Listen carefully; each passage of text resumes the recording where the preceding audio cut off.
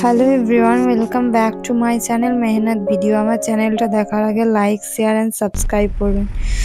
চলুন আর একটা ভিডিও নিয়ে এলাম। অনেক দিন পরই ভিডিও দিলাম। সেরকমভাবে কন্টেন্ট পাচ্ছিলাম না যে কি বিষয়ে ভিডিও তৈরি করব।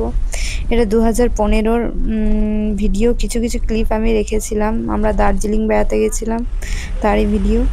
এই দেখুন দার্জিলিংয়ের মনোরম প্রকৃতি, দেখুন নানা চারিদিকে সবুজ বনে ভরা, কখনো ছায়া কখনো রোদ্দুর, আর যত উপরে ওঠা যায় ঠান্ডার অনুভবটা করা যায় ভালো।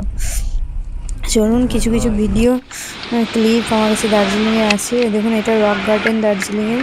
এটা ঠিক কিনা আমি জানি না, অবশ্যই কমেন্টে জানাবেন। এখানে পাহাড়ি ড্রেসগুলোও পরে, ঠিক আছে, পাহাড়ি ড্রেসগুলো পরে ওরাই ফটো তুলে দেয়, ফটোটা সঙ্গে সঙ্গে বের করে দেয়।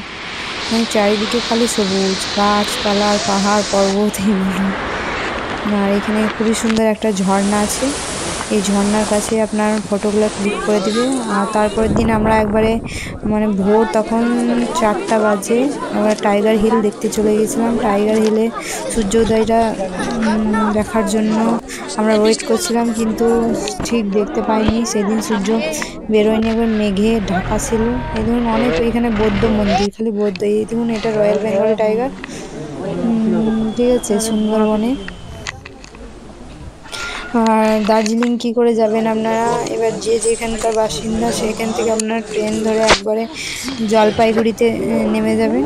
জলপাইগুড়ি থেকে দার্জিলিং আপনারা 4 চাকা গাড়িতে প্রায় 1000 টাকার মতো নেবে, দিয়ে নামিয়ে দেবে। একবার হোটেলের কাছেই নামিয়ে দেবে। যে হোটেলে, এখানকার হোটেলগুলো খুবই সস্তা, কখনো 800 500 তে পেয়ে যাবেন। আর খাবারগুলো তো খুবই সুন্দর একবারে। আর এখানে যে পরে অবশ্যই মোমো ট্রাই করবেন। আর এই যে দেখুন চায়ের বাগান, এটা দেখার জন্যই মানুষ যায় বিশেষ করে। আর চারিদিকে পাহাড় আর ঠান্ডা আবহাওয়া, খুবই সুন্দর।